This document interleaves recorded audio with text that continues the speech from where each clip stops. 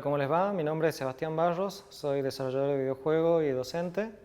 Estoy acá para presentarles los tutoriales sobre desarrollo de videojuegos en Unity que estamos haciendo como parte del programa Misión Quédate en Casa del Ingenio Cultural del Ministerio de Desarrollo Social.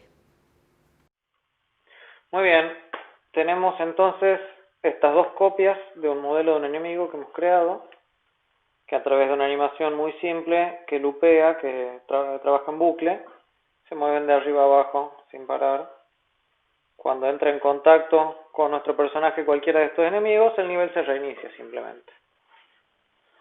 Entonces, ahora la idea va a ser que trabajemos en una variante de este enemigo para que veamos una forma diferente de trabajar sobre el mismo problema o sobre el mismo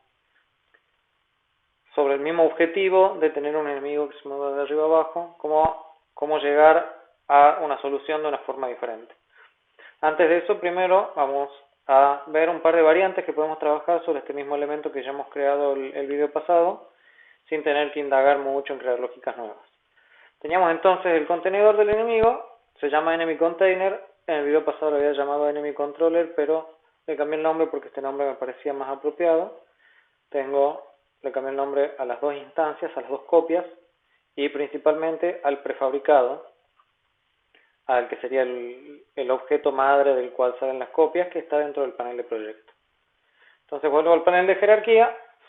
Entonces, la estructura que tengo de mi enemigo es un contenedor que adentro tiene otro elemento que se llama enemigo propiamente dicho, que es su children.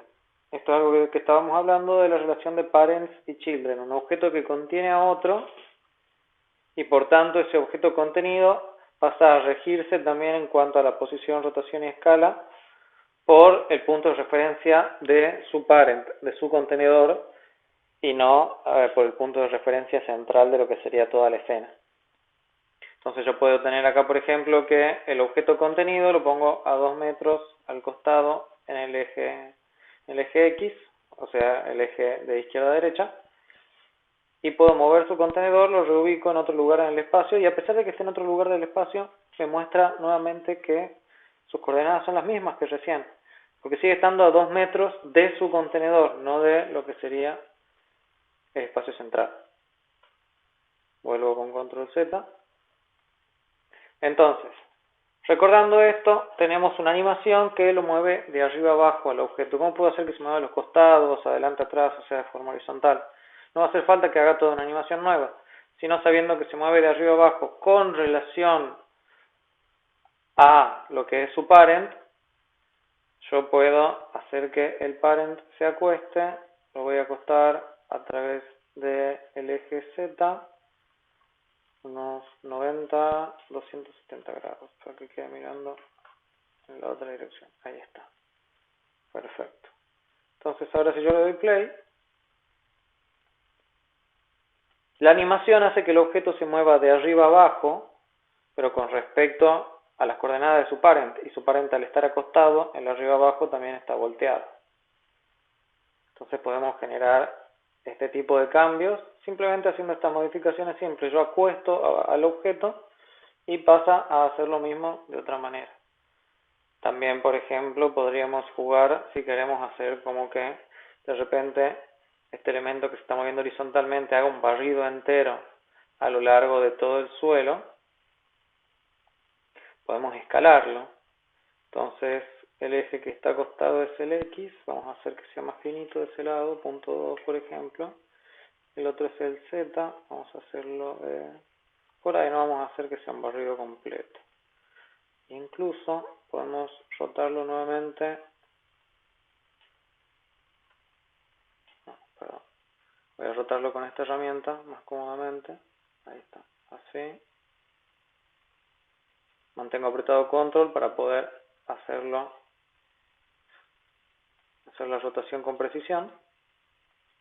Vuelvo a la herramienta de mover. Traigo por aquí y lo ubico un poquito más abajo. Ahí está. Ahora vamos a ver cómo queda cuando le doy play. Ahí está. Podemos ver que ahora está haciendo todo ese barrido. Entonces, teniendo esa misma herramienta, podemos hacer este tipo de obstáculos donde uno los tenga que saltar. A ver, uy, vamos a probar de nuevo. No. Me estaba confundiendo el botón. Bueno. Entonces, ya una vez probado esto, vamos a hacer un enemigo nuevo. Voy a agarrar el enemigo contenido, el que se llama solo enemy, voy a hacer una copia, apretando control y la letra D de duplicar. Esta copia la voy a sacar que no esté contenida por el enemy container, sino que sea independiente. Voy a cambiar el nombre por enemy alt, enemigo alternativo. Sigue teniendo la etiqueta de dead zone, por lo que al entrar en contacto con el personaje lo va a seguir eliminando. Y lo tenemos aquí. Voy a volverle su escala a 1, su rotación normal. Perfecto. Y le voy a sacar el animador. Vamos a trabajar con el animador, vamos a trabajar con un script. Entonces el script ahora lo voy a crear acá dentro del mismo inspector. Abajo de todo tenemos el botón Add Component para agregar un componente nuevo. Yo voy a crear un script que se va a llamar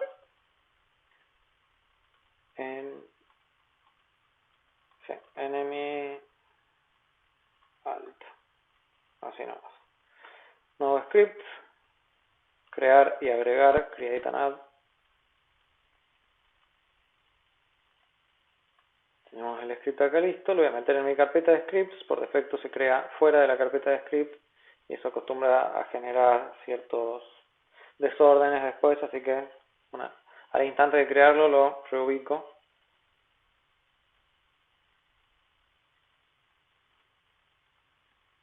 Y ahora vamos a trabajar desde el código para decirle de esa manera al objeto que se mueva de arriba a abajo.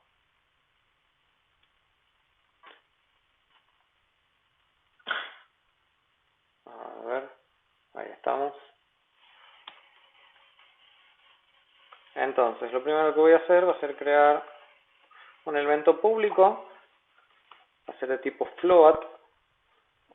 Los elementos de tipo float eran los números decimales, entonces puedo decirle, este se va a llamar distancia. Entonces la distancia hasta la cual se mueve nuestro enemigo. Y por defecto vamos a hacer igual que con la animación, le vamos a dar 2 metros de distancia.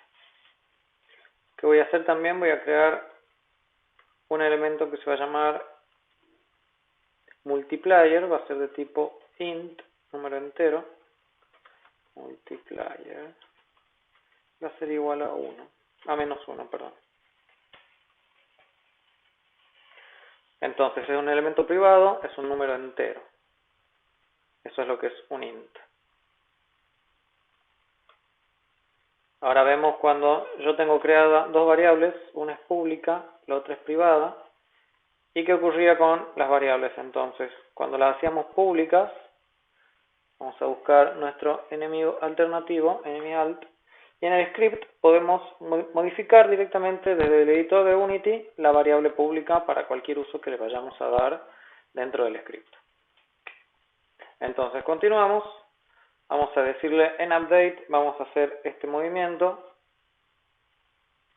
vamos a decirle entonces al objeto que se mueva a través del transform.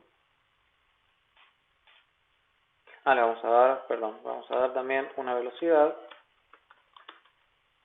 Vamos a probar con 1, a ver qué tal es 1. Entonces, tenemos estas dos variables públicas, esta variable privada. Vamos a hacer entonces en update que el objeto se desplace. Vamos a acceder al transform de este mismo objeto. Entonces, yo pongo transform con minúscula y ya entiende mi código de que estoy hablando del componente de transform propio del mismo objeto que tiene este script, que es este objeto que se llama enemy alt.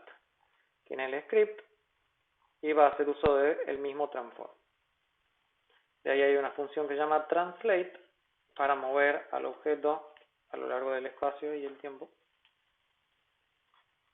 Y vamos a decirle que se mueva hacia adelante. Yo puedo decir directamente vector 3.forward podría crear un vector nuevo y decirle que solamente tenga un valor positivo en el eje adelante-atrás, que es el eje Z.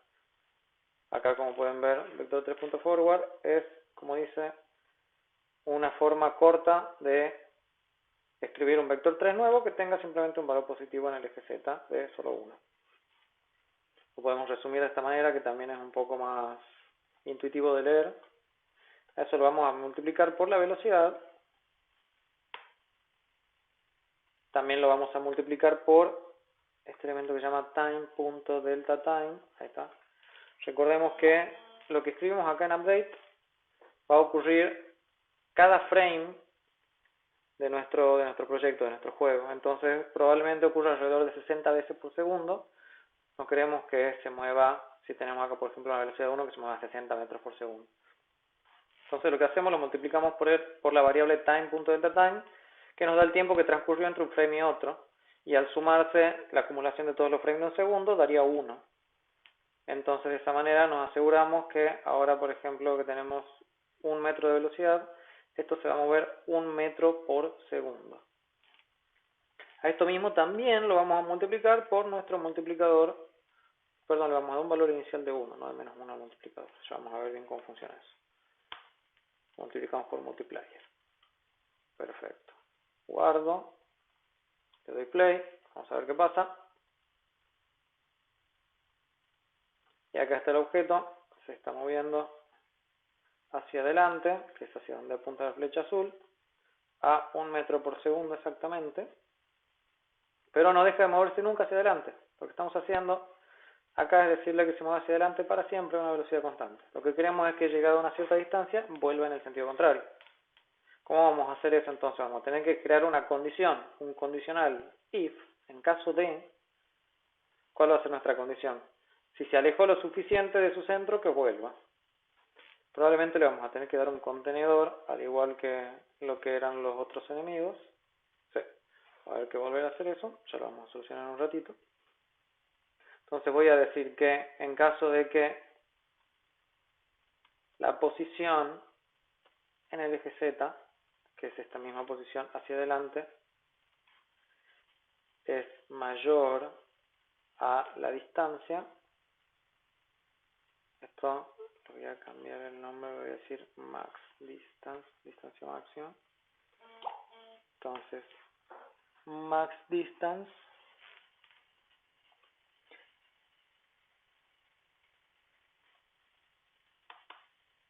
acá vamos a hacer entonces, en caso de que la posición en el eje de adelante a atrás sea mayor que la distancia máxima, vamos a agarrar este multiplier y lo vamos a multiplicar, vamos a decir, por igual a menos 1. ¿Qué significa esto? Agarramos por igual, es lo mismo que decir igual a multiplier por menos 1, básicamente. Estamos repitiendo, entonces le decimos, recordemos que lo que ocurre en este tipo de casos no es que estamos comparando el valor de los dos, sino diciendo lo que hay a la izquierda, ahora quiero que tenga el valor de lo que hay a la derecha. Y esto lo podemos resumir diciendo simplemente esto. Multiplico su valor actual por menos 1. Entonces, cuando llegáramos a tener una distancia que sobrepase la máxima, multiplicamos por menos 1 y el objeto volvería a ir en el sentido contrario ahora. Vamos a probar. Perdón. Vamos a crear también un contenedor. Voy a llamar enemy alt container. Voy a poner en la misma posición que está este para solucionar rápidamente eso. Voy a copiar los componentes del enemigo alternativo. Los pego sus valores en el container. Y ahora voy a meter ese enemigo ahí adentro.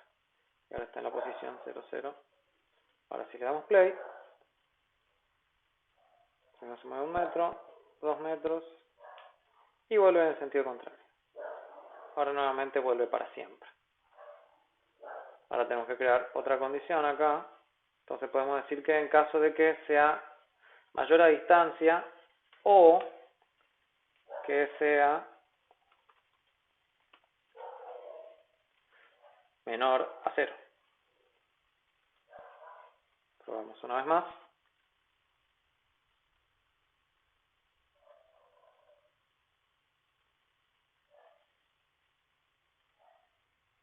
No, esto da un problema. Vamos a hacerlo más explícito. Vamos a decir, en caso de que sea mayor a la distancia máxima, lo multiplicamos, vamos a hacer que sea igual a menos 1. Directamente explicitamos eso. Y si no, en caso de que transform.position.z sea menor a 0, en ese caso le vamos a decir que sea 1, que sea un valor positivo. Perfecto. Ahora sí, vamos a probar.